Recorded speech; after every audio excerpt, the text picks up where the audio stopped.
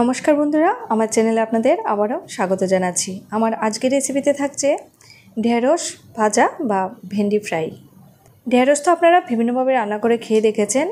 আমি যেভাবে রান্না করছি একবার অবশ্যই এভাবে ট্রাই করে দেখবেন। আশা করছি আপনাদের কাছে ভালো লাগবে। এই রেসিপিটা লুচি, পরোটা, রুটি বা গরম গরম ভাত সব কিছুর সাথে খেতে কিন্তু ভীষণ ভালো লাগে। তাহলে চলুন দেখে নিন আজকের রেসিপি।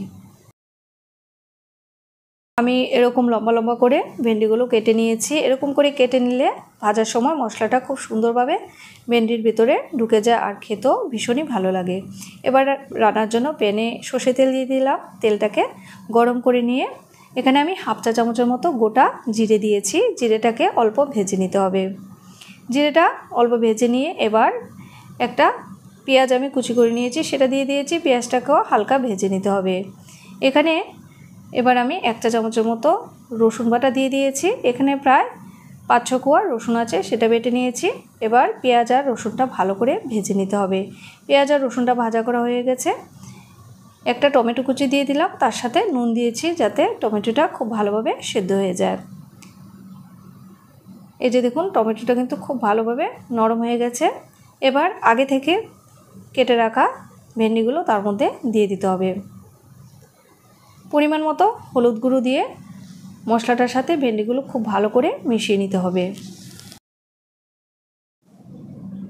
গ্যাসের স্টিমটা ফুল রেখে রান্নাটা করতে হবে, তাহলে ভেন্ডির ভিতর থেকে একটা যে জল বেরোবে সেটা তাড়াতাড়ি টানিয়ে নেওয়া যাবে। আর এখন কিন্তু আমি এটাতে কোনো রকম ঢাকা দেব না। ঢাকা দিলে ভেন্ডির যে একটা নিজস্ব কালার আছে সেটা চেঞ্জ হয়ে যায়। ভেন্ডি এরকম সবুজ সবুজ কালার থাকলে খেতেও ভীষণ ভালো লাগে আর দেখতেও কিন্তু সুন্দর লাগে। এই যে দেখুন, মোটামুটি কিন্তু জলটা টানিয়ে নিয়েছি। এবার আমি তার মধ্যে কিছু মশলা অ্যাড করব। মশলার মধ্যে হাফ চা চামচ জিরের গুঁড়ো, হাফ চা চামচ ধনের গুঁড়ো আর হাফ চা চামচ লঙ্কা গুঁড়ো অ্যাড করে দিয়েছি।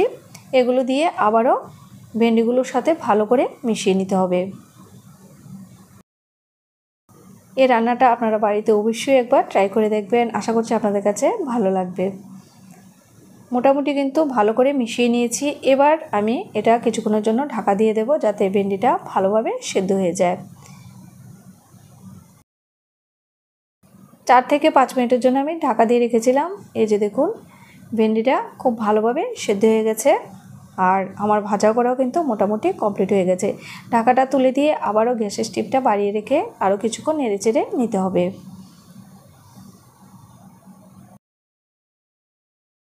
আমার ভেন্ডি ফ্রাই করা কিন্তু অলমোস্ট ডান। এবার আমি উপর থেকে একটু চাট মশলা ছড়িয়ে দেব, তবে এটা কিন্তু একদমই অপশনাল, আপনারা চাইলে এটা স্কিপ করলেও পারেন।